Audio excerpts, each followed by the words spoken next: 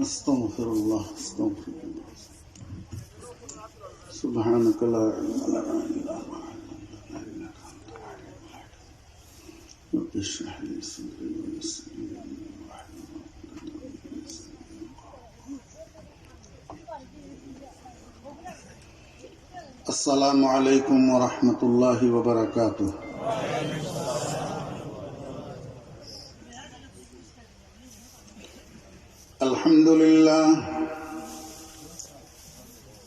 अल्हम्दुलिल्लाह नहमदुहु व नस्तईनुहु व नस्तगफिरुहु व नु'मिनु बिही व नतवक्कलु अलैहि व नऊज़ु बिल्लाहि मिन शुरूरि अनफुसिना व मिन सय्यिआति अअमालिना। मन यहदिल्लाहु फला मुदिल्ल लहु व मन युद्लिलहु फला हादिय लहु।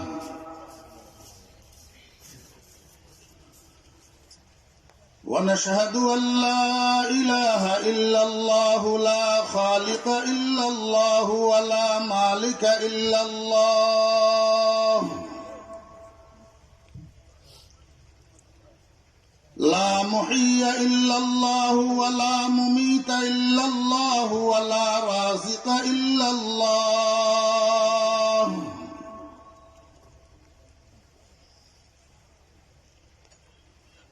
ونشهد أن أكملنا وأفضلنا وأحسننا وسيدنا وسندنا وحبيبنا ومولانا محمدا عبده ورسوله صلى الله تعالى عليه وعلى آله وأصحابه وأزواجه وذرياته وبارك وسلم تسليما كثيرا.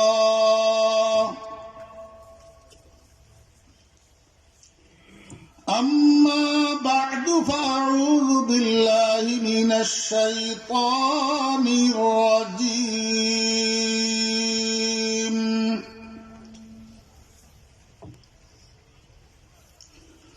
بسم الله الرحمن الرحيم.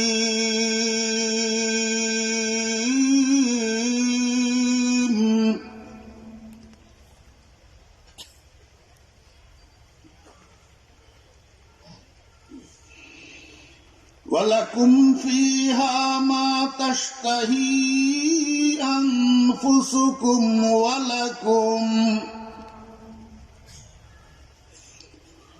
ولكم فيها ما تدعون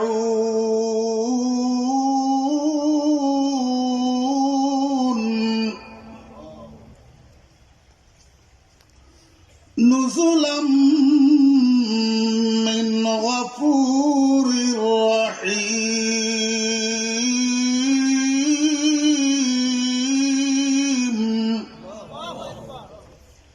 صدق الله مولانا العظيم.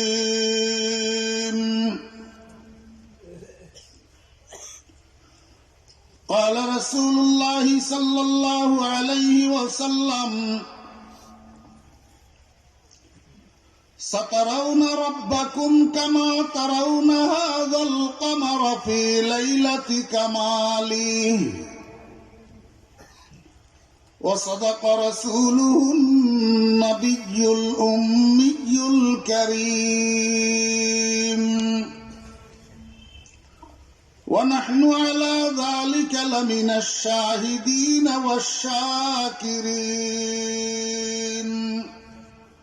ربنا تقبل منا إنك أنت السميع العليم.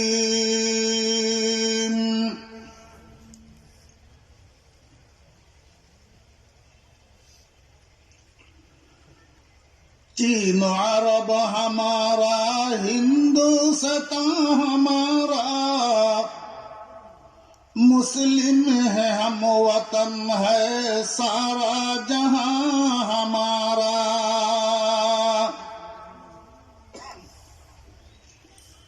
दुनिया के बुत कुदों में पहला वो घर खुदा का, हम उसके पास बाहें वो पास बा हमारा।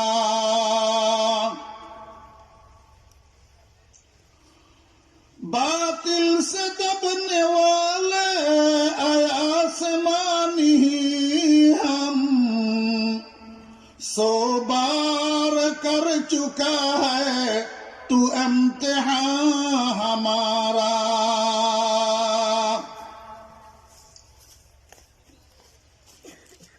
मोहतरमुल मकाम हजरत साहिब सदर वाजिबुल एहतराम गिरामी कदर हजरात उलमाए किराम,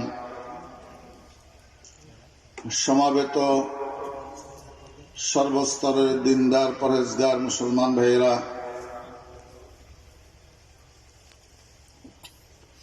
प्राणाधिक प्रिय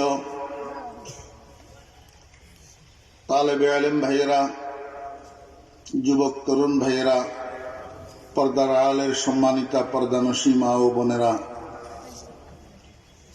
মহান আল্লাহ রাব্বুল আলামিনের অপরিসীম দয়া আর ইহসান, আল্লাহ রাব্বুল আলামিন আমাদেরকে আজ 14ই জানুয়ারি 2020 ইংরেজি তারিখে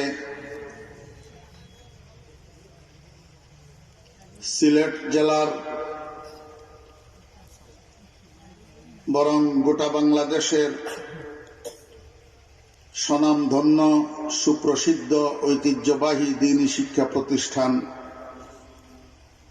অমরপুর টাইটেল মাদ্রাসার উদ্যোগে আয়োজিত আজকের এই মহতী ইসলামী সম্মেলনে আমাদেরকে অংশগ্রহণ করার তৌফিক দিয়েছেন। এজন্য আমরা সবাই মহান রব্বুল আলামিনের শুকর আদায় করি, আলহামদুলিল্লাহ।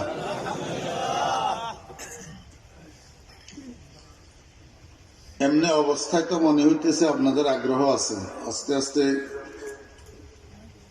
আগাইতেছেন, উপস্থিতি বাড়তেছে, কিন্তু আওয়াজে মনে হয় যেন আপনারা একটু থেমে গেছেন শীতে।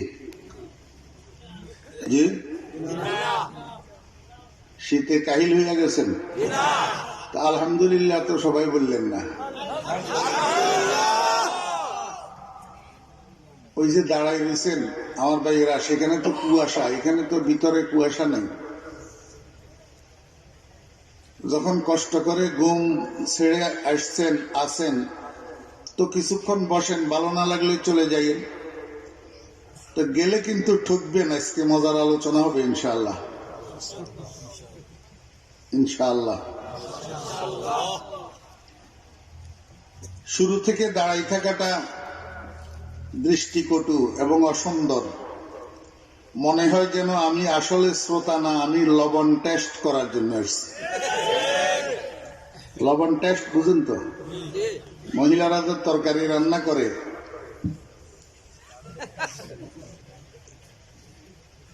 লবণ টেস্ট করে না? তো কিছু কিছু শ্রোতা আছে লবণ টেস্টকারী শ্রোতা।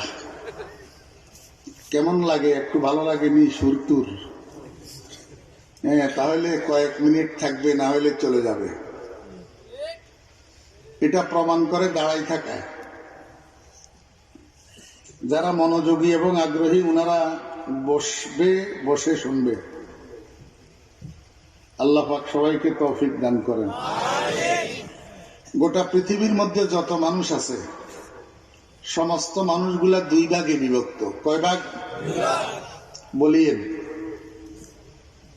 এটা আমার মাত সিলেটের মাত না রে, আমি নোয়াখালীর মানুষ। আপনারা একটু মাতিলে আমি বুঝি, আমার কথা আপনারা বুঝিত রা, এটা বুঝছেন নি? এখন কিছু কিছু পারি, আগে পারতাম না। 20 বছর হয়ে গেছে কি?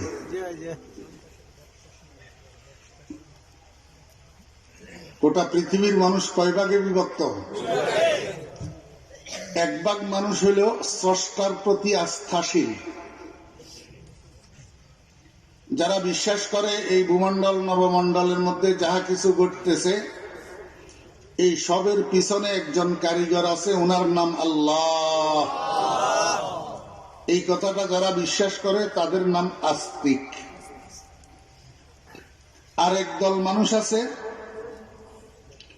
এদের থিওরি, এদের উক্তি, এদের বিশ্বাস হলো এই ভূমণ্ডল নবমণ্ডলের মধ্যে যাহা কিছু হইতেছে সব প্রাকৃতিক বিবর্তনের ফলাফল, এর পিছনে কোনো কারিগরের হাত নাই। There is no god. বুঝে থাকলে বলুন তো এই মানুষগুলার নাম কি? নাস্তিক। তো মানুষ যখন দুই ভাগ, এই জন্য আল্লাহ পাক শেষ ঠিকানাও বানাইছে দুইটা, একটার নাম জান্নাত আর একটার নাম জাহান্নাম। এই দোস্ত, এই সেদিকে কি তাকাও? ওই যে আবার পিছনের দিকে তাকাও। আমার নাক বরাবর বসিয়ে দিক সেদিক। আমি অমনোযোগী মানুষ দেখলে আমার মনে চাই গুলি করে দিতাম।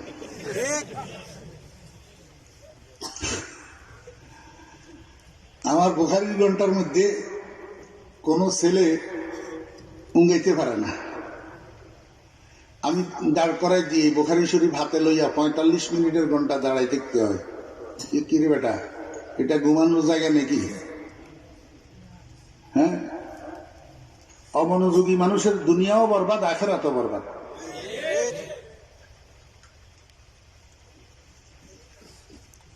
শেষ ঠিকানা কয়টা? একটার নাম জান্নাত আর একটার নাম জাহান্নাম। জানা থাকলে বলুন তো জান্নাত কাদের ঠিকানা? আস্তিকদের। জাহান্নাম কাদের ঠিকানা? আমি এবার আপনাদেরকে একটা প্রশ্ন করব, সবাই আলহামদুলিল্লাহ বলে উত্তর দিবেন। এখানে আমরা যারা আছি আমরা সবাই আস্তিক না নাস্তিক? আলহামদুলিল্লাহ তো বলেন না। আলহামদুলিল্লাহ আমরা সবাই আস্তিক। তাহলে আমরা আল্লাহর রহমতে জান্নাতের কামনা করতে পারি তো সবাই? জি, কেন জান্নাতের কামনা করব? আস্তিক যে এই জন্য জান্নাতের কামনা করব। কিন্তু কেন? এই জন্য যে জান্নাতটা ক্ষতিপূরণ প্রাপ্তির স্থান। কিসের স্থান? ক্ষতিপূরণ প্রাপ্তির স্থান। কেমনে ক্ষতিপূরণ প্রাপ্তির স্থান এটা একটু পরে ইনশাল্লাহ বুঝাইতেছি। আগে বুঝেন, আল্লাহ পাক জান্নাতের মধ্যে আমাদেরকে ক্ষতিপূরণ দিতে পারেন কি পারেন না? এরকম ক্ষতিপূরণ আল্লাহ পাক দুনিয়াতে দিছেন না দেন নাই? তার একটা উদাহরণ আমি আপনাদের সামনে পেশ করতেছি। কোরআন শরীফের মধ্যে একটা সূরা আছে, সূরা ইউসুফ। আসেনি? এত জোরে না, আরো আসতে। ডিস্টার্ব করা যাবে না। এই সূরা ইউসুফের মধ্যে আল্লাহ পাক একটা ঘটনা বয়ান করছেন। হযরত ইউসুফ আলাইহিস সালাম আর বিবি জুলাইখার ঘটনা। এই ঘটনাটাকে আল্লাহ পাক নিজেই পৃথিবীর ইতিহাসের সুন্দরতম শ্রুতিমধুর ঘটনা হিসাবে আখ্যায়িত করছেন। নাহনু নাকুসু আলাইকা, তাহলে আলেম ভাইরা বলেন না, নাহনু নাকুসু আলাইকা আহসানাল কাসাস। আহসানাল কাসাস মানে যত কিসসা আছে দুনিয়াতে, কিসসাতুনের জামা কিসাসুন, কাসাসুন। এর মধ্যে সবচেয়ে সুন্দর কিসসা হলো ইউসুফ আলাইহিস সালাম আর জুলাইখার কিসসা। এই ঘটনাটাকে আল্লাহ পাক কোরআন শরীফের মধ্যে ইজমালান বয়ান করছেন। বিভিন্ন মুফাসসিরিনে কেরাম এটাকে বিস্তারিতভাবে আলোচনা করেছেন। তন্মধ্যে একজন আরিফ বিল্লাহ এলমে জাহেরেরও বাদশাহ, এলমে বাতেনেরও বাদশাহ, আশিকে রসুল, যার কিতাব না পড়ি বড় আলেম হওয়া যায় না। হযরত মাওলানা আব্দুর রহমান জামি রহমতুল্লাহ আলাইহি,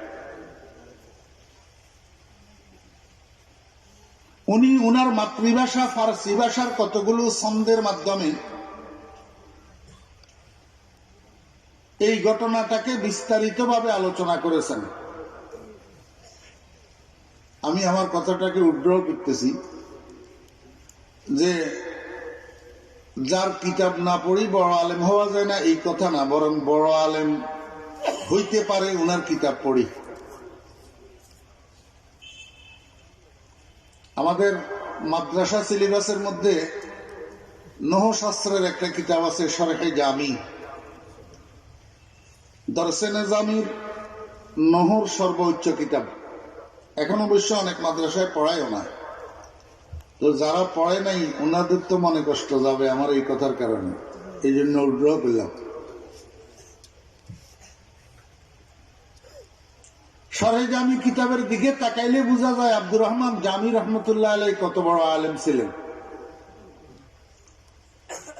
আর এলমে বাতেনের যে উনি বাদশাহ, এই কথা হযরত উলামায়ে কেরামের অজানা নয়।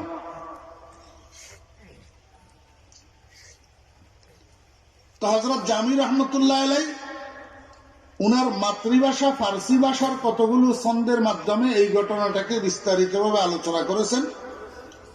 সেখান থেকে আমি একটা অংশ আপনাদের সামনে পেশ করতেছি উদাহরণের জন্য। একেবারে সর্বশেষ মিশরের মধ্যে যখন দুর্ভিক্ষ দেখা দিল, মিশরের বাদশাহ রায়্যান হযরত ইউসুফ আলাইহিস সালামকে জেলখানার থেকে ডেকে পরামর্শ চাইলেন, হুজুর আমার দেশটাকে দুর্ভিক্ষের কবল থেকে কিভাবে মুক্ত করা যায়। তো হযরত ইউসুফ আলাইহিস সালাম বাদশাকে পরামর্শ দিলেন, ইজআলনি আলা খাযাইনিল আরদ ইন্নী হাফিজুন আলীম। যেই কথা সেই কাজ। মিশরের বাদশাহ হযরত ইউসুফ আলাইহিস সালামকে মিশরের উজিরে খাজানা বানাইয়া দিলেন। দক্ষতার সাথে কিছুদিন দায়িত্ব পালন করার পরে এক সময় তৎকালীন মিশরের যিনি প্রধানমন্ত্রী ছিলেন আজিজে মিশর, জোলেখার স্বামী নামের স্বামী, পুরুষত্ব শূন্য স্বামী, এন্তেকাল হইয়া গেছে। আজিজে মিশরের এন্তেকালের পরে বাদশাহ রায়্যান হযরত ইউসুফ আলাইহিস সালামকে আজিজে মিশর বানাইয়া দিয়েছে। এট এ টাইম হযরত ইউসুফ আলাইহিস সালাম দুইটা দায়িত্ব পালন করতেছে। এইদিকে উজিরে খাজানা তো আগের থেকেই আছে, এখন আবার প্রধানমন্ত্রীও আজিজে মিশর। কিছুদিন দায়িত্ব পালন করার পরে বাদশাহ হযরত ইউসুফ আলাইহিস সালামের খোদা প্রদত্ত প্রতিভায় আশ্চর্যবোধ করিয়া একদিন মিশরের গুরুত্বপূর্ণ লোকগুলাকে রাজদরবারে ডাকছেন, হযরত ইউসুফ আলাইহিস সালামকেও ডাকছেন। ডাইকা হযরত ইউসুফ আলাইহিস সালামকে সিংহাসনের মধ্যে বসাইয়া নিজের মাথার থেকে মুকুটটা উঠাইয়া ইউসুফ আলাইহিস সালামের মাথায় বসাইয়া দিয়েছে এবং ঘোষণা করেছেন, একজন একজন করে তোরা সবাই আসি আমার সামনে দিয়ে বসতেছ।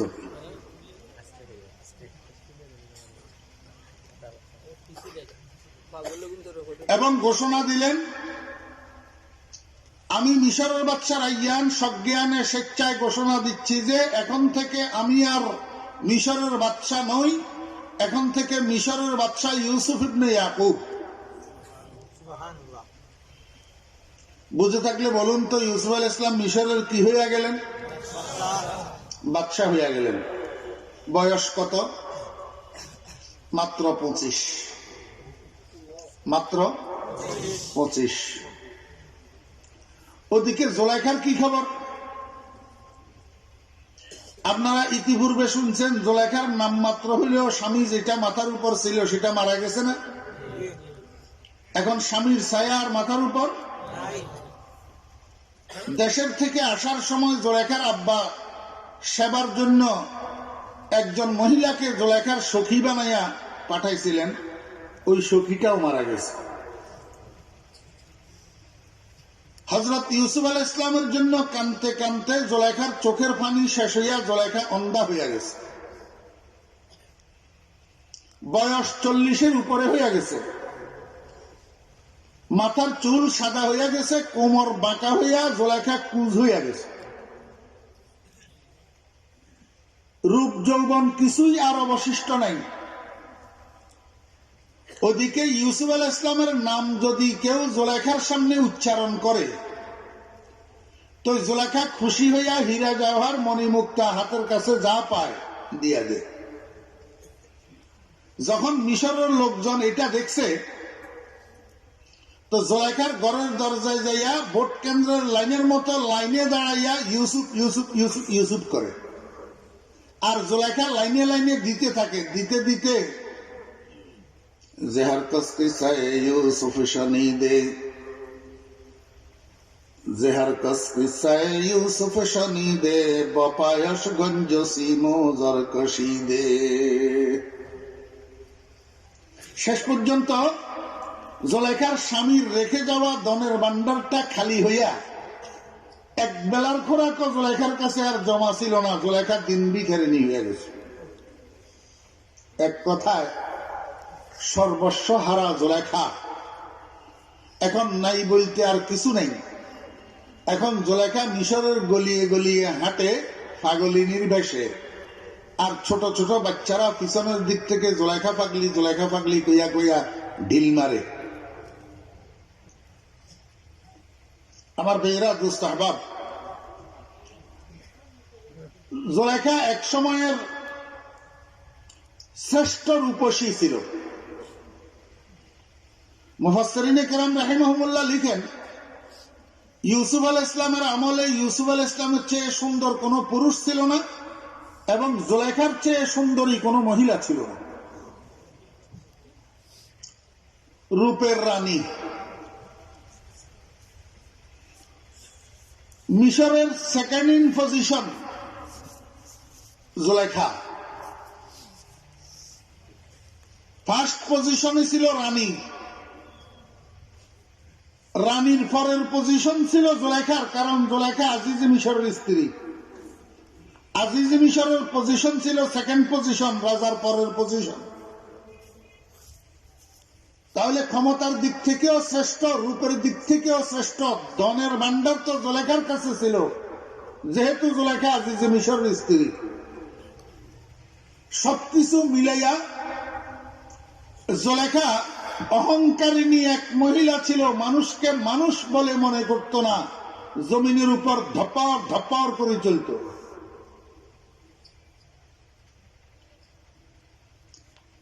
কিন্তু এই জিনিসটা আল্লাহ পাকের অপছন্দ। আল্লাহ পাক সবকিছু মানে, কিন্তু অহংকার মানে নেয় না। অহংকার, আল্লাহ পাক বলেন, বান্দা অহংকার এটা আমার শরীরের চাদর, এটা নিয়ে টানাটানি করা কারোর জন্য শোভনীয় নয়।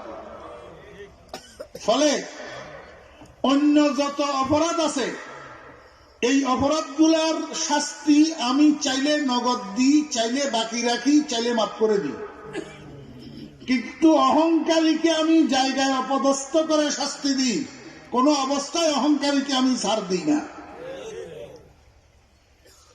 আমার বেরা দোস্ত আহবাব, আপনারা বর্তমান সময়েও বর্তমান দুনিয়াতে দেখবেন যত অহংকারী মানুষ আছে, এরা নিজের জীবদ্দশায় এই অহংকারের শাস্তি ভোগ করে। আজকে যদি ফুলের মালা পায়, কয়দিন পরেই ভাগ্যে জুটে জুতার মালা। আজকে যেই পুলিশেরা সেলিউট মারে, ওই 2 দিন পরে ওই পুলিশেরা আবার হ্যান্ডকাপ লাগাইয়া রিমান্ডে নিয়ে বেত লাগায়। অহংকার আল্লাহ বরদাস্ত করে না। এলেমওয়ালার জন্য এলেমের অহংকারের অনুমতি নাই। আমলওয়ালার জন্য আমলের অহংকারের অনুমতি নাই, মালওয়ালার জন্য মালের অহংকারের অনুমতি নাই, বংশমর্যাদাওয়ালার জন্য বংশমর্যাদার অহংকারের অনুমতি নাই, ক্ষমতাওয়ালার ক্ষমতার অহংকারের অনুমতি নাই। গোলামের কিসের অহংকার? গোলামের পক্ষে অহংকার করা শোভা পায় না। সাময়িকভাবে আল্লাহ পাক জুলাইখাকে একেবারে সর্বনিম্ন স্তরে নামাইয়া শিক্ষা দিলেন, জুলাইখা অহংকার করিও না, অহংকার ভালো জিনিস না। শেষে আবার ঠিক করে দিয়েছেন। শেষ পর্যন্ত জুলাইখা করলো কি, যেই রাস্তা দিয়া হযরত ইউসুফ আলাইহিস সালাম আসা যাওয়া করে রাষ্ট্রীয় কাজে, ওই রাস্তার পাশে ঝুপড়ি ঘর একটা বানাইছে। কি বানাইছে? ঝুপড়ি ঘর। এই ঝুপড়ি ঘরটার মধ্যে বসে দিন রাত 24 ঘন্টা ইউসুফ ইউসুফ ইউসুফ ইউসুফ ইউসুফ ইউসুফ জিকির করে। কিসের জিকির করে? ইউসুফ ইউসুফ। আল্লাহু আকবার। নাদারত গায়রে ইউসুফ বার জবানশ, নাদারত গায়রে ইউসুফ বার জবানশ, নাবুদে গায়রে ও আরাম জানশ, খেয়ালে রোয়ে ইউসুফ यार उबूद, आनी से खातरे अफकार उबूद। আমার বেরা মুস্তাহবাব, জুলাইখা রাত্র দিন 24 ঘন্টা ইউসুফ ইউসুফ করে কেন? ও বেরা মুস্তাহবাব, যে যাকে মহব্বত করে তার স্মরণে তার কলিজা ঠান্ডা হয়। জিয়াদে আশকে আশক তাজগি আব, জিয়াদে আশকে আশক তাজগি আব, জিক্রে উ বুলন্দ আওয়াজগি আব। যে যাকে মহব্বত করে তার আলোচনা করতে, তার আলোচনা শুনতে তার কাছে ভালো লাগে। সন্তানের কাছে মায়ের আলোচনা মজা লাগে, মায়ের কাছে সন্তানের আলোচনা মজা লাগে, স্বামীর কাছে স্ত্রীর আলোচনা মজা লাগে, স্ত্রীর কাছে স্বামীর আলোচনা মজা লাগে, প্রেমিকের কাছে প্রেমিকার আলোচনা মজা লাগে। ও দোস্ত আহবাবেরা, কিছু কিছু আল্লাহর বান্দা দুনিয়াতে এমন আছে, এদের কাছে দুনিয়ার অন্য কোনো কথাবার্তা মজা লাগে না, আল্লাহ পাকের জিকির মজা লাগে। মা দর্দো জাহাঁ গায়রে খুদা यार নাদারে, जुजे याद खुदा ही चे दिगर कार नादारे। ও মুসলমানের সন্তানেরা, তোমাদের কাছে আল্লাহর ইয়াদ, আল্লাহর স্মরণ, আল্লাহর জিকির, আল্লাহ আল্লাহ লা ইলাহা ইল্লাল্লাহ মজা লাগেনি? গোড়ার ডিম। সোনা বন্ধুর গান মজা লাগে, গাইতে মজা লাগে, শুনতে মজা লাগে। সোনা বন্ধুর গান।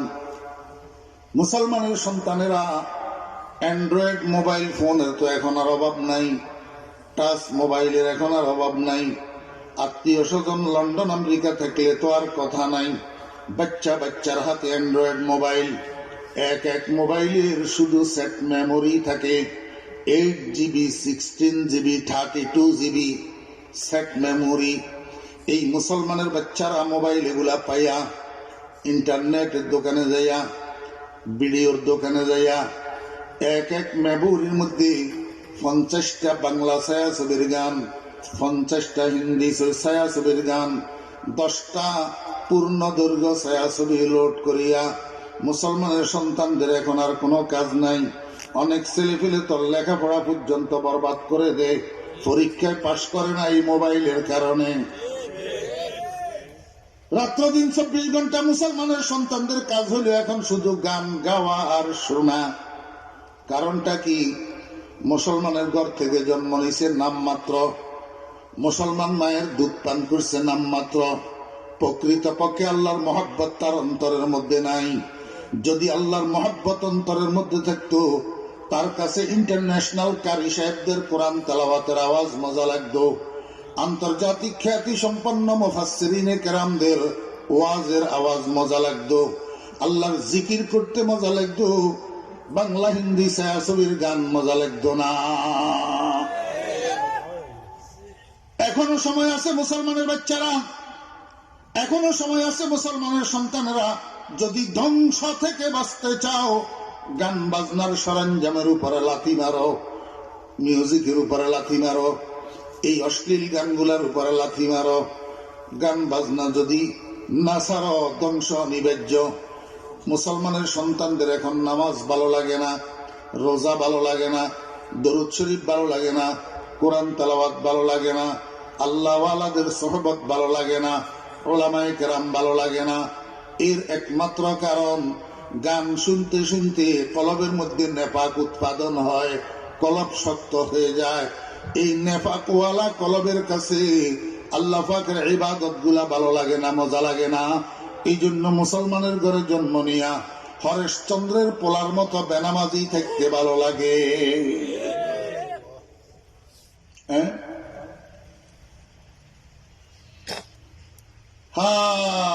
জোলাইখা রাত্র দিন 24 ঘন্টা কি করে? ইউসুফ ইউসুফ ইউসুফ ইউসুফ ইউসুফ ইউসুফ জিকির করে। একদিন হযরতে ইউসুফ আলাইহিস সালাম রাষ্ট্রীয় কাজে ঘোড়ার উপরে সওয়ার হইয়া ওই রাস্তা দিয়ে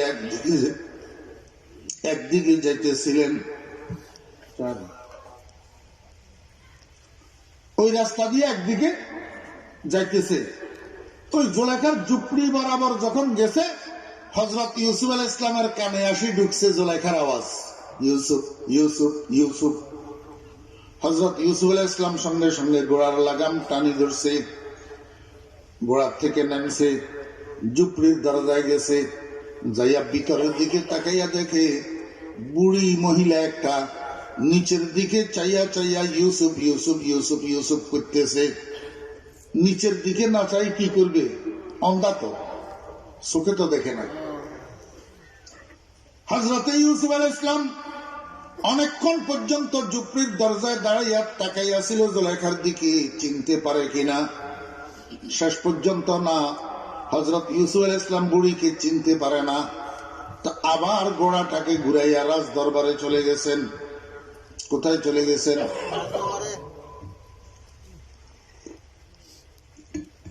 রাজ দরবারে যাইয়া সিপাহী একটাকে পাঠাইছে, ও সিপাহী, যাও অমুক জায়গায় রাস্তার ধারে একটা ঝুপড়ি ঘর পাইবা। এই ঝুপড়ি ঘরের মধ্যে দেখবা বুড়ি মহিলা একটা বসে বসে ইউসুফ ইউসুফ করে। তুমি এই বুড়িটাকে হাতে ধরি আমার সিংহাসনের সামনে আনিয়া দাঁড় করাইয়া দাও। হযরত ইউসুফ আলাইহিস সালামের আদেশ মোতাবেক সিপাহী যাইয়া বুড়িকে ঝুপড়ির থেকে হাতে ধরি হযরত ইউসুফ আলাইহিস সালামের সিংহাসনের সামনে আনিয়া দাঁড় করাইয়া দিছি। আমার ভাইরা দোস্ত আবাব, আল্লাহর নবী হযরত ইউসুফ আলাইহিস সালামের নজর যখন সরাসরি জোলাইখার চেহারার উপরে পড়ছে, জোলাইখার দুই চোখের মধ্যে আবার দৃষ্টি শক্তি এসে গেছে। এখন ইউসুফ আলাইহিস সালাম জোলাইখাকে দেখে, জোলাইখা ইউসুফ আলাইহিস সালামকে দেখে, কিন্তু দুজনের দেখার মধ্যে একটু পার্থক্য আছে। কি পার্থক্য? এতক্ষণ পর্যন্ত ইউসুফ আলাইহিস সালাম জোলাইখাকে দেখে কিন্তু চিনতে পারে না। জোলাইখার দৃষ্টিশক্তি পাওয়ার সাথে সাথে প্রথম নজর যাইয়া পড়ছে ইউসুফ আলাইহিস সালামের চেহারার উপর। দেখার সাথে সাথে এক সেকেন্ডও লাগে নাই, জোলাইখা চিনতে ভুল করে নাই। মনে মনে কয়, কি রে, এটা তো মিশরের বাদশার সিংহাসন, আমার বন্ধু এখানে কোথার থেকে আসলো, আমি এখানে কেমনে আসলাম, আমি তো চোখে দেখতাম না, দৃষ্টিশক্তি কিভাবে পাইলাম। জোলাইখা কিন্তু মনে মনে খুশি, বন্ধু যে সিংহাসনে বসা, বুঝতে আর বাকি নাই আমার বন্ধু এখন মিশরের বাদশা হইয়া গেছে। এই অনুভূতি জোলাইখার মধ্যে আসার কারণে জোলাইখার মনটা খুশি হইয়া মুখের মধ্যে মুস্কি একটা হাসি ফুটি উঠছে। মুখের মধ্যে জোলাইখা ইউসুফ আলাইহিস সালামের দিকে তাকাইয়া মুস্কি মুস্কি হাসে। হযরত ইউসুফ আলাইহিস সালাম আশ্চর্য হইয়া গেছে, কিরে এই বুড়ি তো আমি চিনি না, জানি না, শুনি না। পরিচিত মানুষের মতো বুড়ি আমার দিকে তাকাইয়া হাসে কেন? আশ্চর্য বোধ করিয়া ইউসুফ আলাইহিস সালাম জুলেখাকে জিজ্ঞাসা করে, যে বস খান্দি দানশ ইউসুফ আজবে কর, যে বস খান্দি দানশ ইউসুফ আজবে কর, আজু নাম নিশানে ওয়ায়ে তলব কর। ও বুড়ি, কে তুমি? কি তোমার নাম? কি তোমার পরিচয়? কোথায় তোমার বাড়ি? তোমাকে চিনি না, জানি না। এই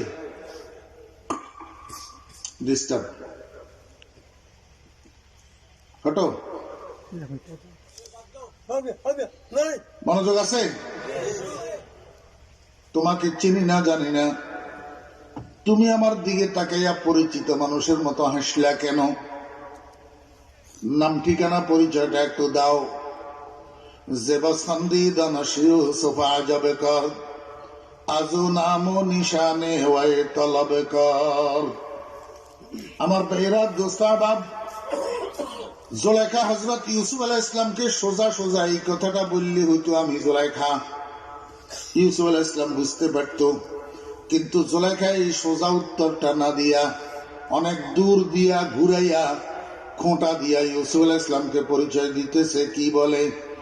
বগফতানম কে চোরো এ তুদিদম, তোরা আজ জুমলা আলম বরে গুজিদম, জওয়ানি দর গমত বরবাদ করদম, বদি পীরি কে মি বিনি ফতাদম, গরফতি শাহেদে দৌলত দরাগোশ, মোরা একবার গি কর দি ফরামোশ।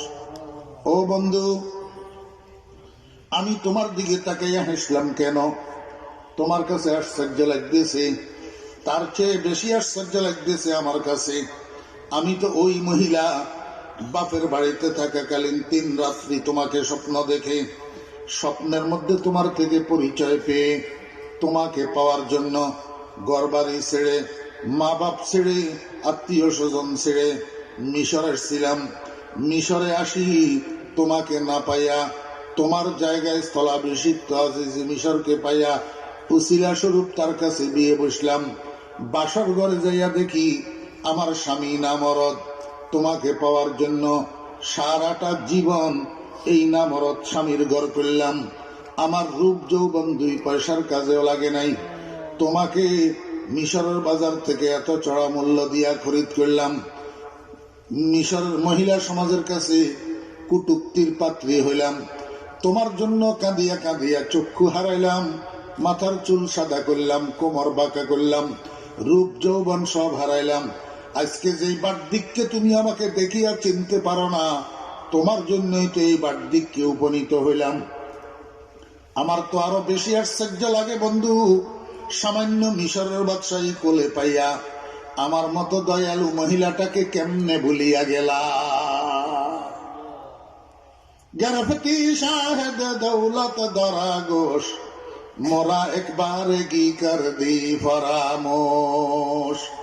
আমার আল্লাহ ও দুনিয়ার মানুষেরা, জুলেখা আমার ইউসুফের জন্য কিচ্ছু করে নাই।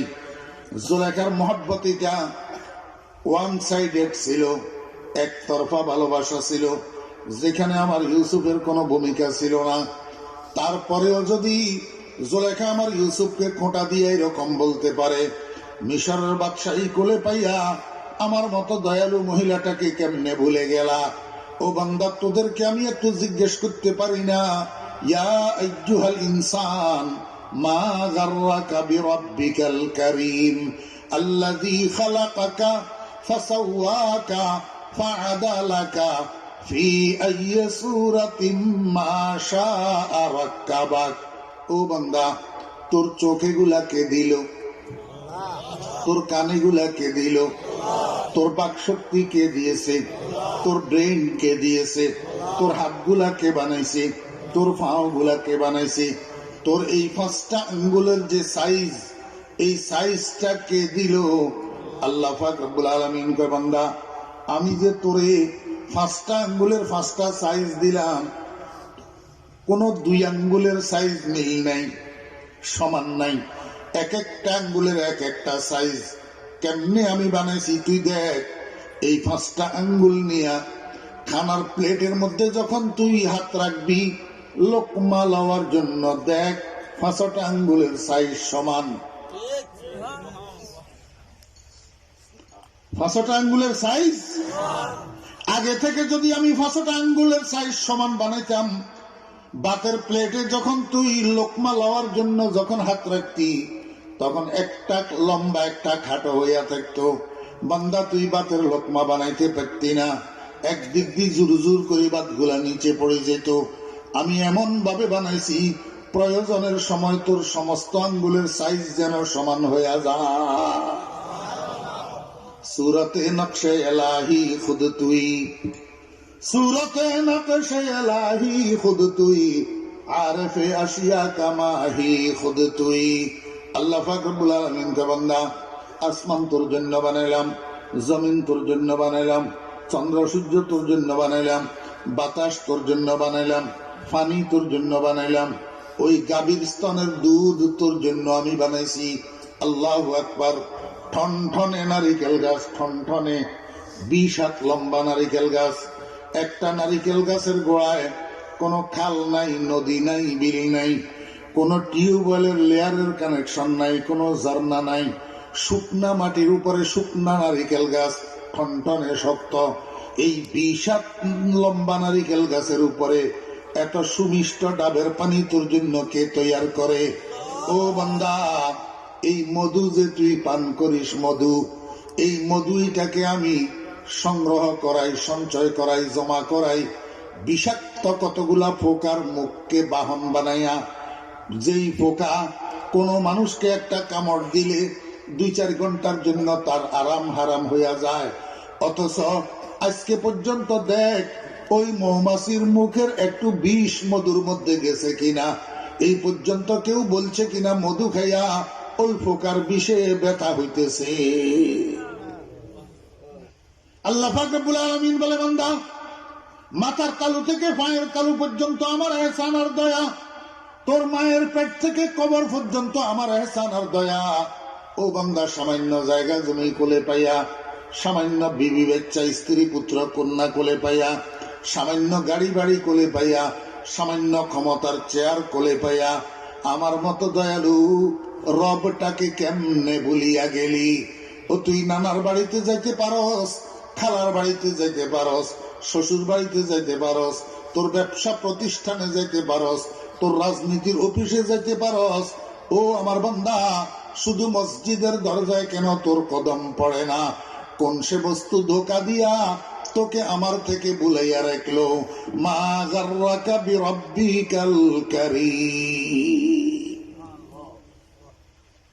ও ছোট ভাইরা, অমরপুরবাসী আমার যুবক তরুণ ভাইরা, স্কুল কলেজে পড়া কোনো অসুবিধা নাই, ব্যবসা বাণিজ্য করো কোনো অসুবিধা নাই, রাজনীতি করো কোনো অসুবিধা নাই, চাকরি বাকরি করো কোনো অসুবিধা নাই, কিন্তু শেষ পর্যন্ত তোমাকে মনে রাখতে হবে, তুমি হরেশচন্দ্রের ঘরে জন্ম নাওনি, তুমি সীতারণে দুধ পান করে বড় হওনি, তুমি একজন মুসলিম আব্বার রসে জন্মগ্রহণ করেছ, মুসলিম মায়ের দুধ পান করে বড় হয়েছ।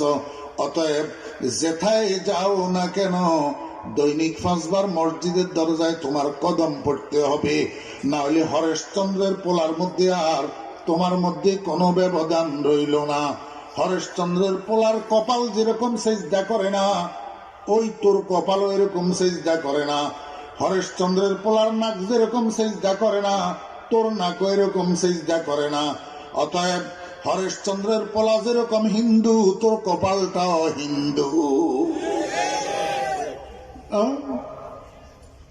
গেরফতি শাহেদে দৌলত দরা ঘোষ, গেরফতি শাহেদে দৌলত দরা ঘোষ, মোরা একবার গি কর দি ফরামোশ। আল্লাহু আকবার। রাত বেশি তো, এই জন্য কথা লম্বা করতে পারতেছি না, শেষ করে দেব ইনশাল্লাহ।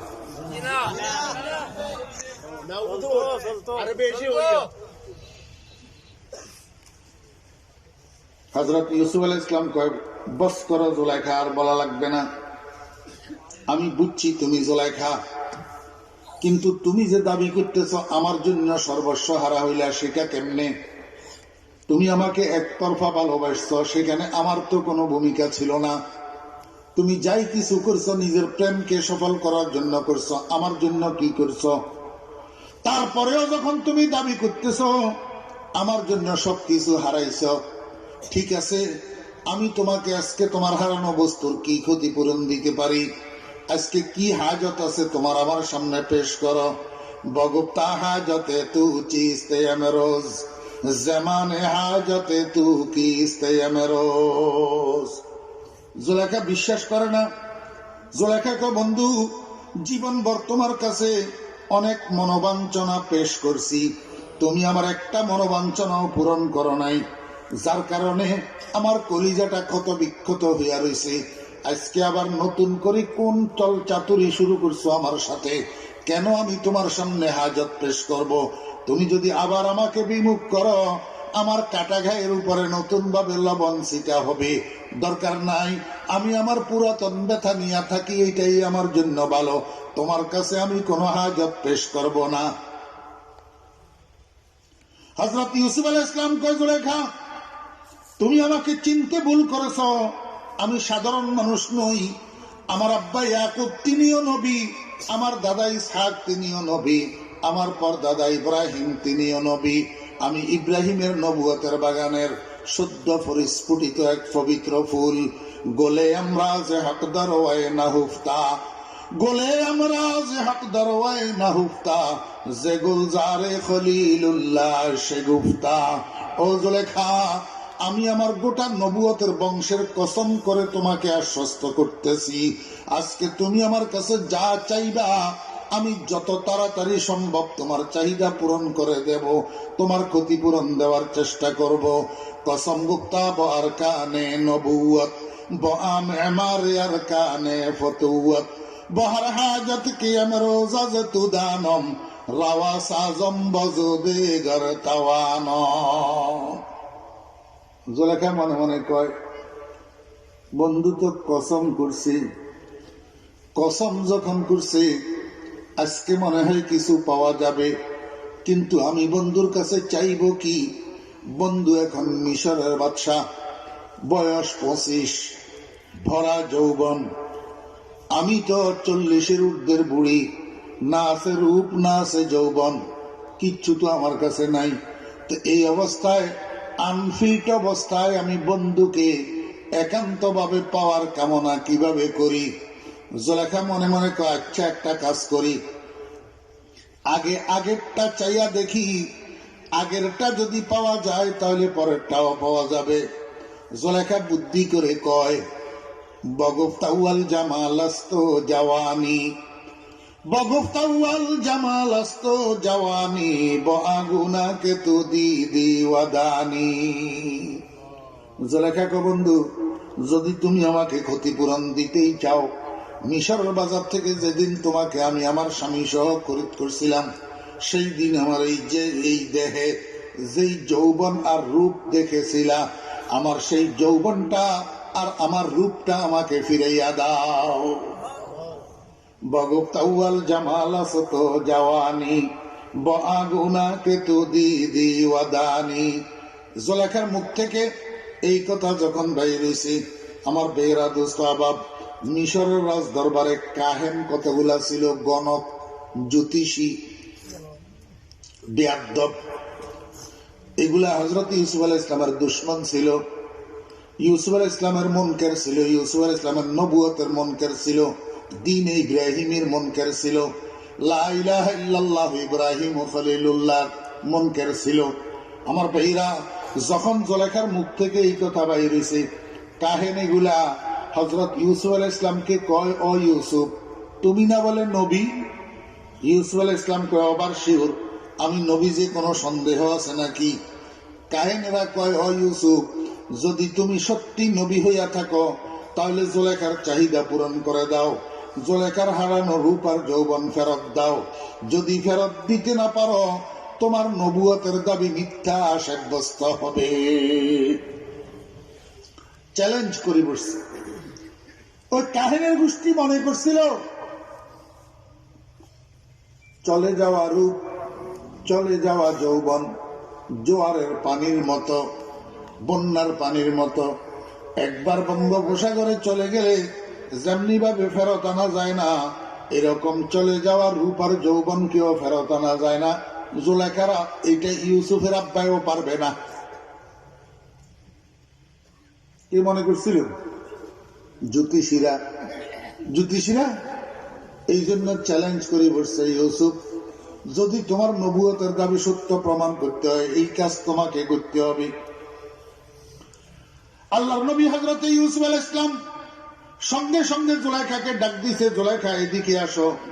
জুলেখাকে ডাইকা স্টেজে উঠেছি, সিংহাসনের পাশে দিয়া বসাইছি। হযরত ইউসুফ আলাইহিস সালাম দাঁড়াইয়া, কাঁধের উপরে একটা চাদর ছিল, এই চাদরটা দিয়া জুলেখাকে আপাদমস্তক ঢাকিয়া দিছে, মাথার উপরে চাদরটা মেলে দিছে। এখন জুলেখার গোটা শরীর আপাদমস্তক চাদরের দ্বারা আবৃত। এদিকে আল্লাহর নবী হযরত ইউসুফ আলাইহিস সালাম দুইখানা হাত উপরের দিকে উঠেছে। কার দরবারে? কেন? কারণ দেনেওয়ালা নবী নয়, দেনেওয়ালা আল্লাহ। দেনেওয়ালা কে? আল্লাহ। ও ভাই, যিনি দেনেওয়ালা তাকে ডাকবো, তার কাছে চাইবো, ইয়া আল্লাহ। আল্লাহ ছাড়া আর কেউ কিছু দিতে পারে না, অতএব ইয়া গাউসুল আজমের দরকার না।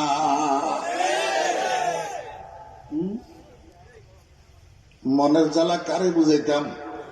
ও বেরা দোস্ত আহবাব, ইয়া আল্লাহ না ইয়া গাউসুল আজম?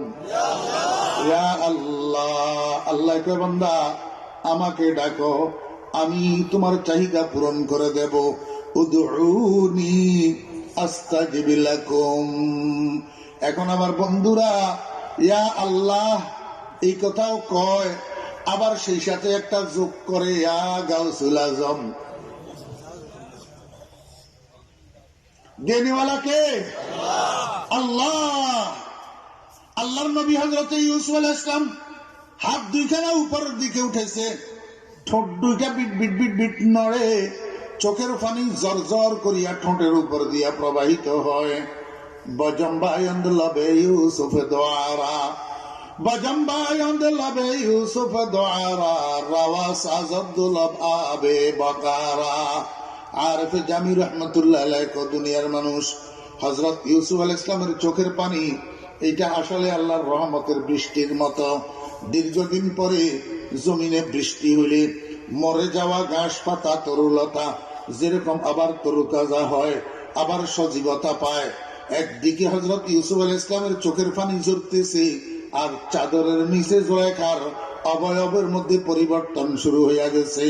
আল্লাহর নবী দীর্ঘ সময় পর্যন্ত দোয়া মুনাজাতে রত থাকিয়া, কান্নাকাটিতে রত থাকিয়া, শেষ পর্যন্ত মুনাজাত শেষ কইরা বসার থেকে উঠছে, জুলেখার মাথার উপর থেকে চাদরটাকে এক টান দিয়া উঠাইয়া ফেলছে। হাজার হাজার মানুষ রাজ দরবারে উপস্থিত ছিল, এই গণকের বাচ্চারাও উপস্থিত ছিল। সবাই তাকাইয়া রয়েছে।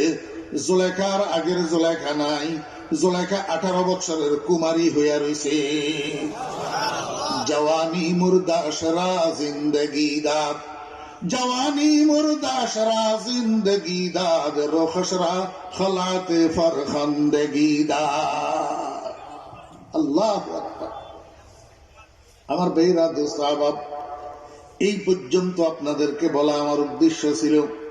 এখান থেকে সামনের দিকে হযরত ইউসুফ আলাইহিস সালামের সাথে জুলেখার যে বিয়ে হয়েছিল সেই পর্যন্ত আরো 1 ঘন্টার বয়ান আছে। আমার সেটা উদ্দেশ্য না, উদ্দেশ্য হইল শুধু আপনাদেরকে উদাহরণ দেওয়া। বুঝে থাকলে বলুন, আল্লাহ পাক ক্ষতিপূরণ জুলেখাকে দিল কি দিল না? জি দিছে না? তা আল্লাহ দুনিয়ার মধ্যে জুলেখাকে যদি ক্ষতিপূরণ দিতে পারে, ওরে বেহেশতের মধ্যে আল্লাহ পাকের ইমানদার বান্দাদেরকে ক্ষতিপূরণ দিতে পারে কি পারে না? আল্লাহ কয়, বান্দা আমি জুলেখাকে যেরকম তার হারানো যৌবন ফেরত দিয়েছি, হারানো রূপ ফেরত দিয়েছি, ও ইমানদার আশেকেরা আমার, জান্নাতের মধ্যেও তোমাদেরকে তোমাদের হারানো যৌবন ফেরত দেব, হারানো রূপ ফেরত দেব। কেমনে কেমনে?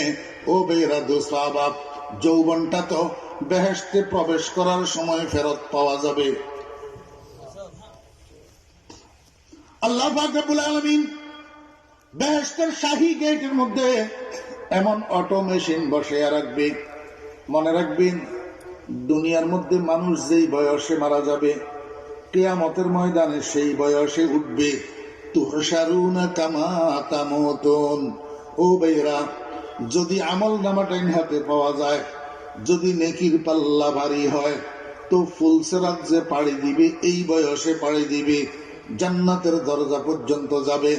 মুরব্বী 90 বৎসর বয়সে মারা গেছে, তো 90 বৎসর বয়স্ক ওই দুনিয়ার সেই বয়সে জান্নাতের দরজায় যাবে।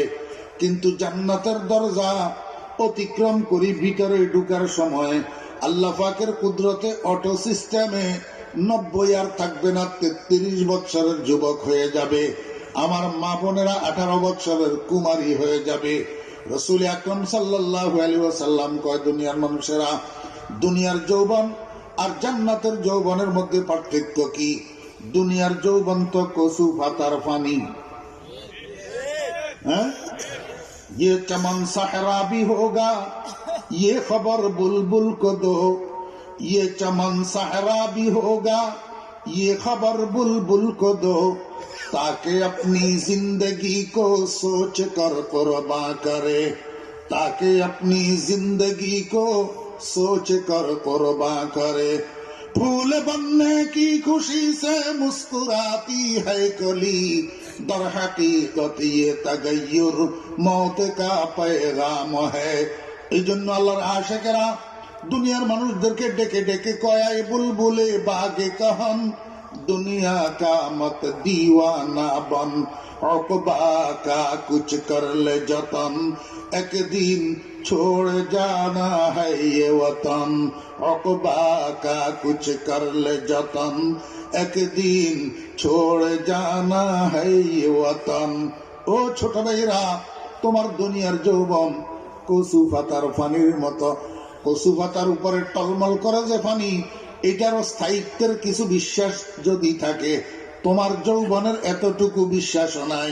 আজকে বয়স 30, তো চোখ একবার বন্ধ করে আবার খুলতে যতক্ষণ সময় লাগে, এতক্ষণ সময়ও টের পাইবা না কোনখান দিয়ে বয়স 40 হইয়া গেছে, আর কয়দিন পরে কোনখান দিয়ে বয়স 50 হইয়া গেছে।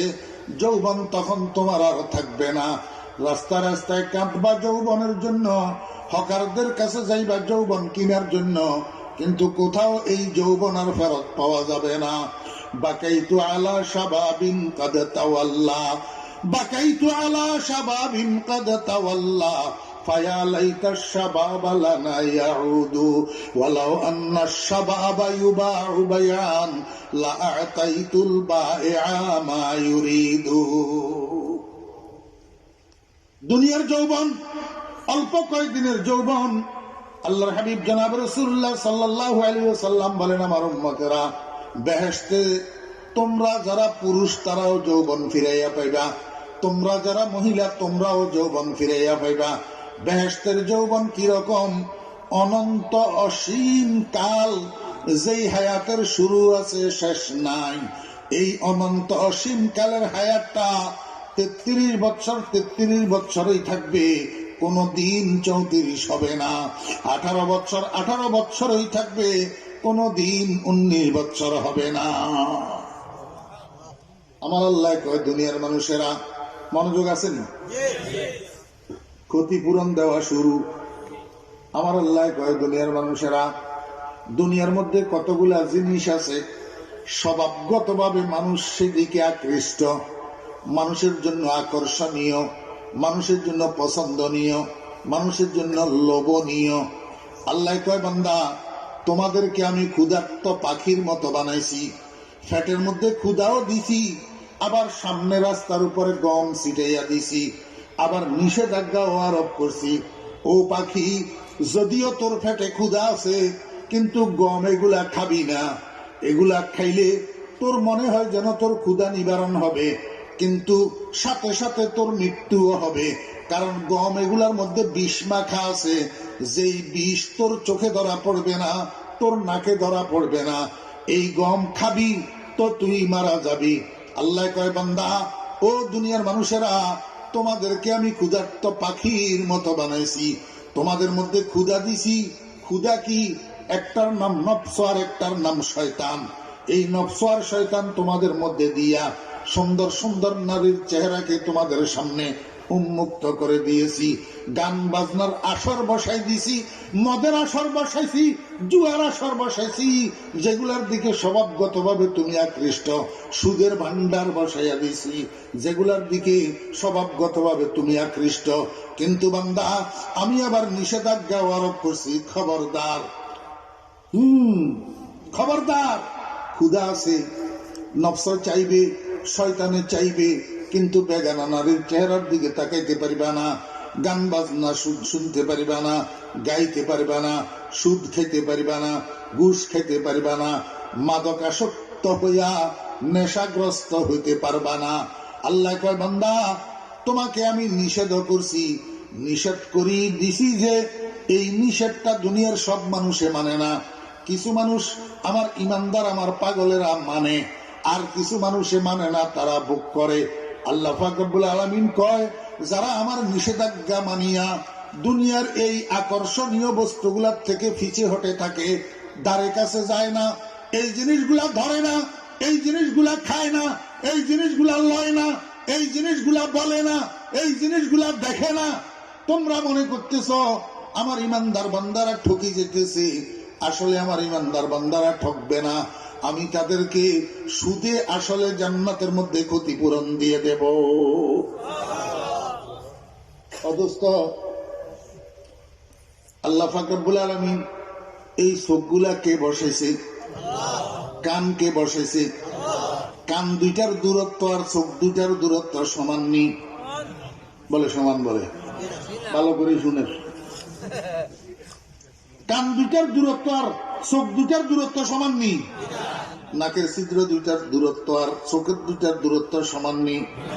তাহলে এই যে একটা ফিটিংস, আল্লাহ যে আমার অঙ্গ প্রত্যঙ্গ গুলো আমার শরীরে ফিট করলো, এই চয়েসটা আমার না আল্লাহর।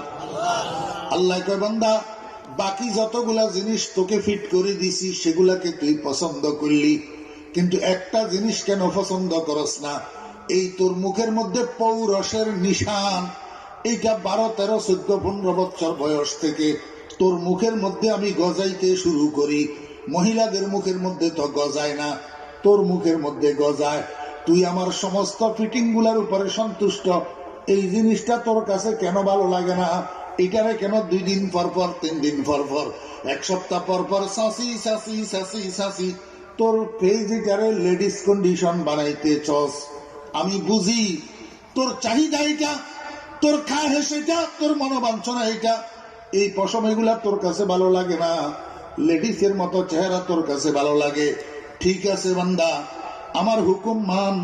এখানে আমার নবীর তরিকা মতো এই পশম গুলারে শাসিস না, কাটিস না। এখানে আমার চাহিদা মতো এগুলাকে রাখ। তোর এই চাহিদা আমি জান্নাতের মধ্যে পূরণ করে দেব। আল্লাহর হাবিব জনাবে মুহাম্মদ রাসূলুল্লাহ সাল্লাল্লাহু আলাইহি ওয়াসাল্লাম বলেন, জান্নাতের মধ্যে জান্নাতি পুরুষদের ফেস কন্ডিশন সম্পূর্ণ মহিলাদের মতো হবে। দুনিয়ার মধ্যে মহিলাদের মুখে যেরকম দাড়ির পশম আসে না, জান্নাতের মধ্যে কোন পুরুষের মুখে দাড়ির পশম থাকবে না। ক্ষতিপূরণ পাইলেননি? ওয়ালাকুম ফিহা মা তাশতাহি আনফুসুকুম ওয়ালাকুম ফিহা মা তাদদাউন। এখন আমি একটা একটা একটা একটা যদি ক্ষতিপূরণ বয়ান করা শুরু করি তো ফজরের আজান হবে। এই জন্য আর ক্ষতিপূরণের কথা না বলি, 2টা ক্ষতিপূরণের কথা বলি। একটা ক্ষতিপূরণ, আমার ছোট ভাইয়েরা, তোমরা তো দুনিয়ার মধ্যে কনসার্টের আয়োজন করো, ডান্সের আয়োজন করো, গানের আয়োজন করো, মিউজিকের আয়োজন করো, এগুলা নিজেরা ভোগ করো। কিন্তু আমার কিছু নেককার দিনদার আল্লাহ ওয়ালা ইমানদার বান্দা আছে যারা এগুলার পিছনে পড়ে না, ঘরে টেলিভিশন রাখে না, মোবাইলে গান বাজনা শুনে না, অশ্লীল ছবি মুসলমানেরা, ইমানদাররা লজ্জার কারণে, হায়ার কারণে, শরমের কারণে দেখে না।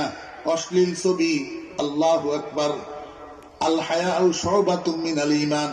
ও মুসলমানের বাচ্চা, তোর কাছে যদি ভিতরে ঈমান থাকে, ওই ফেসবুকের মধ্যে, মোবাইলের মধ্যে, ইন্টারনেটের মধ্যে অশ্লীল ছবিগুলোর দিকে তুই তাকস কেমনে? মা বাপের কাছে শরম থাকলে সন্তানও শর্মিন্দা হয়, মা বাপের কাছে শরম না থাকলে সন্তানও বেহায়া হয়। হ্যাঁ, আল্লাহ হাবিব জনাব রাসূলুল্লাহ সাল্লাল্লাহু আলাইহি ওয়াসাল্লাম বলেন, উম্মত, দুনিয়াতে তোমার চাহিদা কনসার্ট, দুনিয়াতে তোমার চাহিদা সং, দুনিয়াতে তোমার চাহিদা ডান্স, কিন্তু আল্লাহ পাকের নিষেধ, এগুলা এখানে ভোগ করিও না। বেহেশতের মধ্যে তোমার জন্য আল্লাহ পাক রব্বুল আলামিন কনসার্টের ব্যবস্থা রেখেছেন। রেখেছেন না রাখেন নাই? ও বেরা দোস্ত আহবাব, বেহেশতের মধ্যে কনসার্টের আয়োজন আছে, বিচিত্রা অনুষ্ঠান, বিচিত্রা অনুষ্ঠান, যেখানে তোমার জন্য ডান্সারের ব্যবস্থা করা হবে, যেখানে তোমার জন্য গানের ব্যবস্থা করা হবে, যেখানে তোমার জন্য মিউজিকের ব্যবস্থা করা হবে। এখন সময় নাই, এই জন্য বিস্তারিত বলতেছি না। মনে করিও না মোল্লা মৌলবীরা ঠকি যেতেছে, না, মোল্লা মৌলবীরা ঠকবে না। মোল্লা মৌলবীদেরকে আল্লাহ পাক লক্ষ কোটি গুণ উত্তম ক্ষতিপূরণ দিয়া দিবেন বেহেশতের মধ্যে, ইনশাআল্লাহ। আল্লাহু আকবার। ও দোস্ত আহবাব, ওমরপুরবাসী, বেহেশতের মধ্যে আল্লাহ পাক যে ক্ষতিপূরণ দিবেন, এর মধ্যে সর্বোত্তম ক্ষতিপূরণ যেটা, সেটার নাম হলো দিদারে এলাহি। দিদারে আল্লাহ পাক রব্বুল আলামিন কা বান্দা, দুনিয়ার মধ্যে আমাকে বিশ্বাস করেছো আমাকে না দেখে, আমার কোরআন বিশ্বাস করেছো আমাকে না দেখে, আমার জন্য নামাজ পড়েছো আমাকে না দেখে, আমার জন্য রোজা রেখেছো আমাকে না দেখে, আমার কোরআন তেলাওয়াত করেছো আমাকে না দেখে। এইভাবে দুনিয়ার মধ্যে তোমরা আমাকে যে না দেখতেছ, জান্নাতের মধ্যে তোমরা আমাকে দেখবা কিনা? রাসূল আকরাম সাল্লাল্লাহু আলাইহি ওয়াসাল্লামকে জনৈক সাহাবী জিজ্ঞেস করেন, ইয়া রাসূলুল্লাহ, আমরা আমাদের রবকে দেখব কিনা? আল্লাহর হাবিব উত্তরে বলেন, সাতারাউনা রাব্বাকুম কামা তারাউনা হাযাল কমর ফি লাইলাতি কামালি ওয়া ফি রিওয়ায়াতিন ফি লাইলাতিল বদর আও কামা ক্বালা নবী আলাইহিস সালাতু ওয়াস সালাম। আল্লাহর হাবিব বলেন, আমার সাহাবীরা পরিষ্কার আকাশে, মেঘ শূন্য আকাশে, পূর্ণিমার রাত্রে পূর্ণিমার চাঁদকে যেরকম তোমরা স্পষ্ট দেখতে চাও, ওই জান্নাতের মধ্যে তোমাদের রবকে তোমরা এরকম স্পষ্ট দেখতে পাইবা। ও দোস্ত আহবাবেরা, কেমনে দেখতে পাবো সেটার বিস্তারিত বর্ণনা আছে। এই সময়ের মধ্যে এখন আর এটা বলার সময় নাই, শুধু এতটুকু বিশ্বাস করেন, সাদাকাল্লাহু ওয়া সাদাকা রাসূলুহু। রাইফেলের গুলি মিস হইতে পারে, আমার নবীজির জবান মিস হইতে পারে না। আল্লাহু আকবার। আপনারা সবাই, আমরা সবাই আল্লাহ পাককে দেখতে চাইনি? জি, যদি আল্লাহ পাককে দেখতে চাই তো বেহেশতের বাজারে যাইতে হবে, সুকে তুবা। কোথায়? সুকে তুবা, মাকাদে সিদক, বেহেশতের মধ্যে যাইতে হবে, তো আল্লাহ পাককে দেখা যাবে। এখন বেহেশতে যাইতে হইলে 5 ওয়াক্ত নামাজ লাগবে। খোদার কসম, 5 ওয়াক্ত নামাজকে বাদ দিয়া কোনাকুনি কোন শর্টকাট রাস্তায় বেহেশতে যাওয়ার কোন পথ নাই। আসেনি? দুনিয়ার কোন তথাকথিত আল্লাহর ওলি, কোন দরবেশ, কোন খাজা বাবা, কোন আশেকে রসুল ফলনা তলনা যদি বলে আমার কাছে মুরিদ হইলে আমি টানিয়া বেহেশতে নিয়ে যাব, নামাজ কলমা লাগবে না, মনে করবেন সেই লোকটা ভণ্ড, সে নিজেও যেতে পারবে না নামাজ ছাড়া, আপনাকে আমাকেও জাহান্নামে নেওয়ার চেষ্টা করতেছে। মুসলমানের সন্তানেরা, নামাজ ছাড়া মুসলমানের জীবনে কোনো অধ্যায় নাই, নামাজ ছাড়া মুসলমানের জীবনে কোনো চ্যাপ্টার নাই। লিকুল্লি শাইইন আলামুন ওয়া আলামুল ঈমানি আস-সালাহ। ও মুসলমানের সন্তানেরা, এই জন্য আমি বলি, যাই করো, যেই লাইনে লেখাপড়া করো, যেই প্রফেশনে থাকো, যেই পেশায় নিয়োজিত থাকো, আল্লাহর ওয়াস্তে 5 ওয়াক্ত নামাজ পড়ো। তৈয়ার আছেন তো সবাই ইনশাআল্লাহ?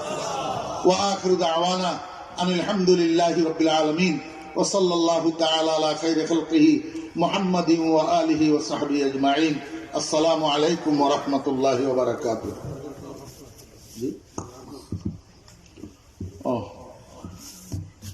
درشف عن اللهم صل على محمد وعلى آل محمد كما صليت على إبراهيم وعلى آل إبراهيم إنك حميد مجيد اللهم بارك على محمد وعلى آل محمد كما باركت على إبراهيم وعلى آل إبراهيم إنك حميد مجيد الحمد لله رب العالمين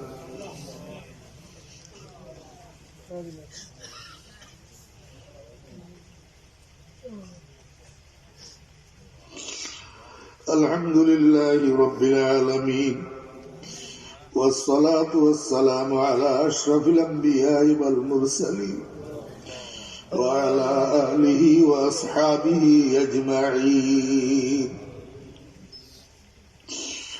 اللهم لك الحمد كله ولك الشكر كله نحمدك حمدا كثيرا ونشكرك شكرا جزيلا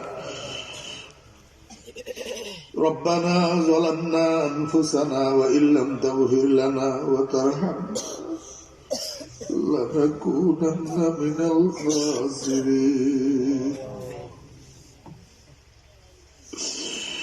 اے اللہ আমি গুনাহগার খাতাবার শর্মসার নালায়েক না হলে আল্লাহ এত বড় বড় বুজুর্গ ওলামায়ে কেরামের মধ্যে আমারে বসে দিয়েছে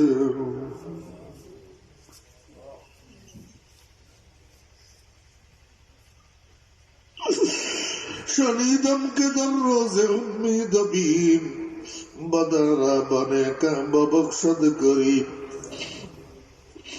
अल्लाह अपना हबीब तो बोलছেন हुमुल जुलासा उला यशका जलीसुहुम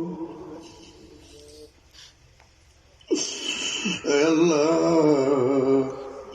আমার দয়া করি মায়া করি ওনাদের মধ্যে আসি বসার যখন তৌফিক দিয়েছেন আল্লাহ এই সমস্ত হক্কানি ওলামায়ে কেরামদের লিস্টের মধ্যে আমার নামটা উঠাইয়া দেন না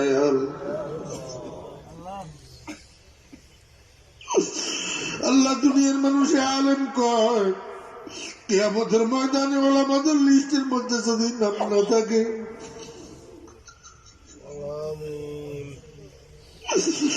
আল্লাহ আপনার দপ্তরের মধ্যে ওলামাদের যে লিস্ট আছে এই লিস্টের মধ্যে আমার নামটা দয়া করি উঠাই দেন না আল্লাহ আল্লাহ আমারে মাফ করে দেন আল্লাহ আমারে বসিলন কবুল করিল ইয়া আল্লাহ ইয়া আরহামার রাহিমিন আমাদের সকলের জীবনের গুনাহ খাতাগুলোকে মাফ করে দেন ইয়া আল্লাহ ইয়া আল্লাহ আমরা নফস শয়তানের ধোঁকায় গুনাহ করি ইয়া আল্লাহ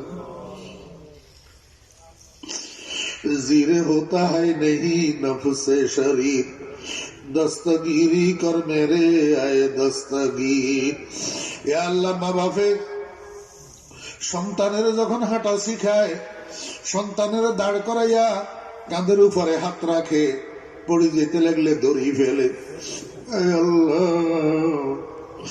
আপনার কুদরতের হাতে আমাদেরকে দড়ি আপনার নারাজির মধ্যে থেকে হেফাজত করেন না আল্লাহ এতগুলা মানুষ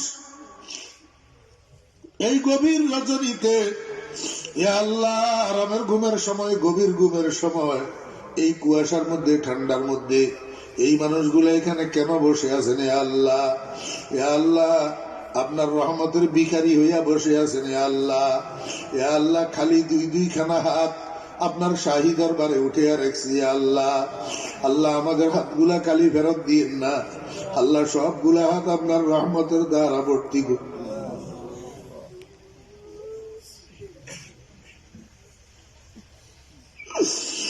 ইয়া আল্লাহ ইয়া আরহামার রাহিমিন ইয়া আল্লাহ ইয়া আকরামুল আকরামিন ইয়া আল্লাহ ইয়া আউয়ালাল আউয়ালিন ইয়া আখিরাল আখিরিন ইয়া যাল কুওয়াতিল মাতিন ইয়া রাহিমাল মাসাকিন ইয়া গিয়াসাল মুস্তাগীসিন ইয়া আরহামার রাহিমিন নাসআলুকা মুজিবাতি রাহমাতিক وعزائم مغفرتك والغنيمة من كل بير والسلامة من كل إثم لا تدع لنا ذنبا إلا غفرته ولا هما إلا فرجته ولا دينا إلا قضيته ولا مرضا إلا شفيته ولا حاجة من حوائج الدنيا والآخرة إلا قضيتها هي لك رضا يا أرحم الراحمين يا الله يا الله محفل के कबूल फरमान या अल्लाह कबूल फरमान या अल्लाह या अल्लाह আমি গুনাহগারের কারণে কবুলিয়ত থেকে মাহরুম করিয়েন না ইয়া আল্লাহ ইয়া আল্লাহ আপনি যদি কবুল না করেন কোনো দাম নাই ইয়া আল্লাহ ইয়া আল্লাহ সমস্ত কার্যক্রমগুলোকে কবুল ফরমান ইয়া আল্লাহ এই জলসাকে মাদ্রাসার উন্নতির সামান বানাই দেন ইয়া আল্লাহ মাদ্রাসার সমস্ত জরুরত গায়েবের থেকে আসানি সহিত পুরা করে দেন ইয়া আল্লাহ ইয়া আল্লাহ মাদ্রাসার জন্য আগে পরে যারা সাহায্য সহানুভূতি করেছেন সকলের দুনিয়া আখিরাত আবাদ করে দেন আল্লাহ দুনিয়া আখিরাতের বালাই দান করেন ইয়া আল্লাহ ইয়া আরহামার রাহিমিন এই জলসার উসিলায় এই মাদ্রাসার উসিলায় গোটা এলাকার উপরে রহমত নাজিল ফরমান ইয়া আল্লাহ ইয়া আল্লাহ এই এলাকাকে আসমানি জমিনি বলা মুসিবত থেকে হেফাজত ফরমান ইয়া আল্লাহ মাইকের আওয়াজ চতুর্দিকে যতটুক যাইতেছে সমস্ত কবরস্থানগুলির মুর্দেগানের কবরের আযাব মাফ করে দেন ইয়া আল্লাহ হযরত ওমর পুরি হুজুর রাহমাতুল্লাহ আলাইহির দরজা বুলন্দ করে দেন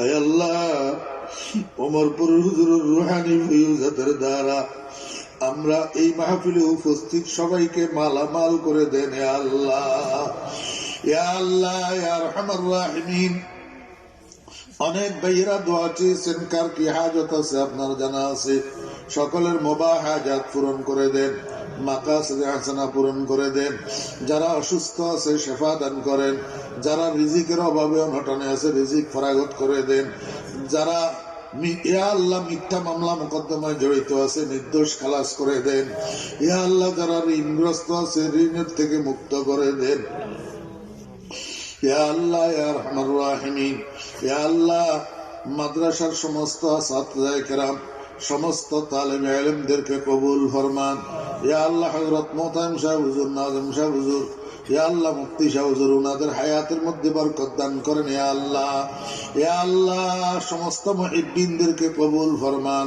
সমস্ত দাতাদেরকে কবুল ফরমান সমস্ত প্রতিবেশীদেরকে কবুল ফরমান ইয়া আল্লাহ এই মাদ্রাসায় সাহায্য সহানুভূতি করি আজকে যারা কবরে শুয়ে রয়েছেন ইয়া আল্লাহ সকলের কবরকে নূরে রহমতে ভরপুর করে দেন ইয়া আল্লাহ এই ওমরপুর মাদ্রাসার উসিলায় মাদ্রাসার আশেপাশের এলাকার মধ্যে প্রত্যেক ঘরে ঘরে আলেমে হক্কানি রব্বানি হাফেজে কোরআন তৈয়ার করে দেন ইয়া আল্লাহ আপনার হাবিবের সদকা দোয়া দরখাস্ত কবুল ফরমান ইয়া আল্লাহ আপনার হাবিবের দরবারে কোটি কোটি দরুদ ও সালামের হাদিয়া পৌঁছান ওয়া সাল্লাল্লাহু তাআলা আলা খায়রি খালকিহি মুহাম্মাদিন ওয়া আলিহি ওয়া সাহবিহি আজমাইন اللهم إني أعوذ بك من أن أشرك بك شيئا وأنا أعلم به وأستغفرك لما لا أعلم به تبت عنه وتبرأت من الكفر والشرك والكذب والغيبة والبدعة والنميمة